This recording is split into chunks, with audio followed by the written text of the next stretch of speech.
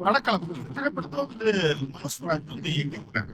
இந்த திரைப்படத்துல பிரதான கதாபாத்திரங்களை சுராஜ் வெஞ்சிராமுடு, ஷர்ஃபுதீன் அண்ட் சந்தீப் பிரதீப். இந்த சந்தீப் பிரதீப் வந்து நீங்க இது ஆலப்புழா ஜிம்கான படத்துலையும் பார்த்துருப்பீங்க. வளர்ந்து வர ஒரு ஹீரோ. ஸோ இந்த 3 பேர் தான் வந்து பிரதான கதாபாத்திரம் வச்சுருக்காங்க. இந்த படம் எப்படி இருக்கு அப்படின்றத கொஞ்சம் விரிவாக பார்க்கறதுக்கு முன்னாடி இந்த படத்தினுடைய கதை என்னவா இருக்கும்?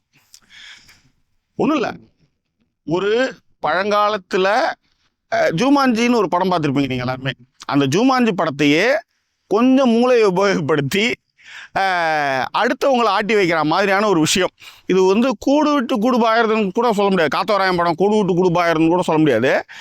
ஸோ இந்த படம் வந்து ஜூமான்ஜி கதையிலேருந்து ஒரு சின்ன ஒரு பார்ட்டை ஒன்று எடுத்து அதில் ஒரு கேரக்டர் வந்து ஒரு கேமை விளையாடுது. அந்த கேமை விளையாட ஆரம்பிக்கும் போது அதில் ஒவ்வொரு கேரக்டராக உள்ளார வருது. அந்த கேமை அவங்க எப்படி முடிக்கிறாங்க, இதுதான் அந்த திரைப்படத்துடைய கதை. இந்த ஜூமான்ஜி திரைப்படமே வந்து நம்ம தமிழில் வந்து முருகதாஸ் வந்து 7ஆம் அறிவுன்னு ஒன்று எடுத்தார். அதில் வந்து இந்த நோக்கு வர்மம்னு போட்டு அதில் வந்து செம ட்ரோல் மெட்டீரியலாக போச்சு அந்த படம். அந்த மாதிரியான கதை, ஆனால் ரொம்ப ஜாலியாக ரொம்ப ஹாப்பியாக இந்த படம் பார்க்கும்போதே வந்து உங்களுக்கு வந்து ஹாப்பினஸை கொடுக்குற மாதிரியாக இந்த திரைப்படத்தை வந்து எடுத்திருக்காங்க.